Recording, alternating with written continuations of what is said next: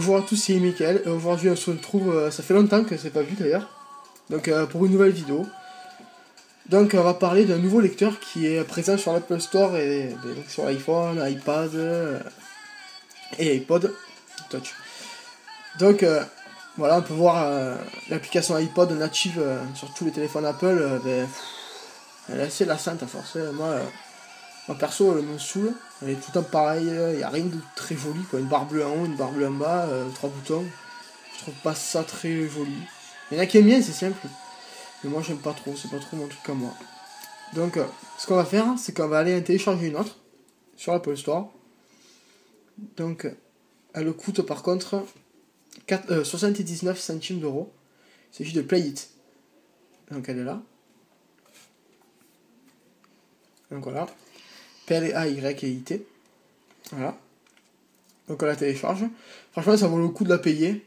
Bon, moi perso, je l'ai gratuite parce que c'était pas un jour où c'était une offre, elle était gratuite. Donc une fois installée, eh bien on va y aller.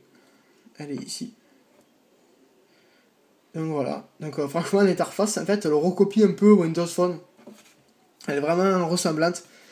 Donc niveau couleur, franchement je trouve très joli le bleu sur du blanc, mais on peut aussi changer.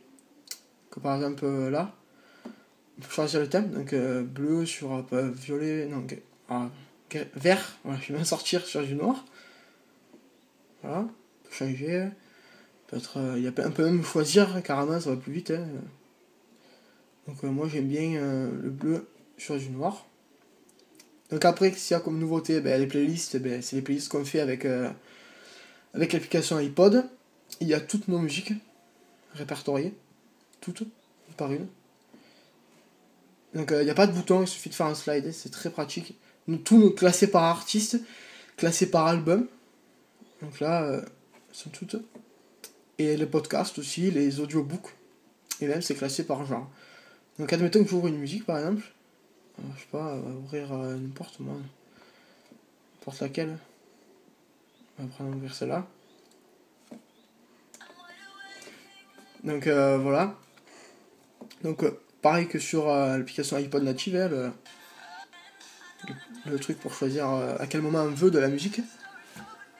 Et donc c'est très très pratique. Donc là il y a toutes les options présentes d'habitude, repeat, aléatoire. Et donc au début j'ai un peu galéré pour mettre pause parce que au début il n'y avait pas de bouton présent. Et du coup j'ai un peu galéré. Donc en fait le bouton est invisible. Il est ici, il se situe au milieu comme sur l'iPod. Donc là, si j'appuie, ça disparaît. Une autre fonction aussi, c'est pour monter la musique. Et bien, en fait, il suffit de monter avec notre doigt.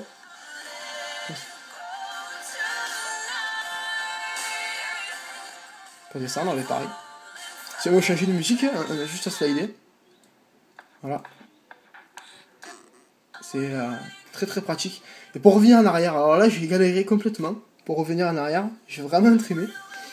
Donc en fait, il suffit d'appuyer dessus.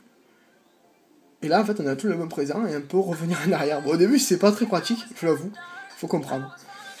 Il fonctionne aussi en mode paysage. Comme ça. Donc c'est comme ça, après. C'est comme ça. C'est exactement pareil. Sauf que ça rajoute un petit style. Voilà.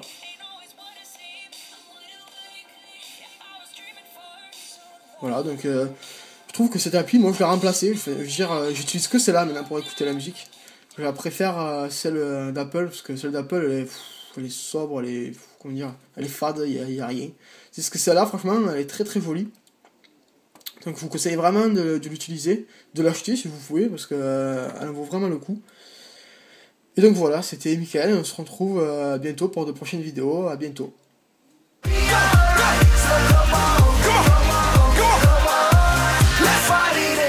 Whoa!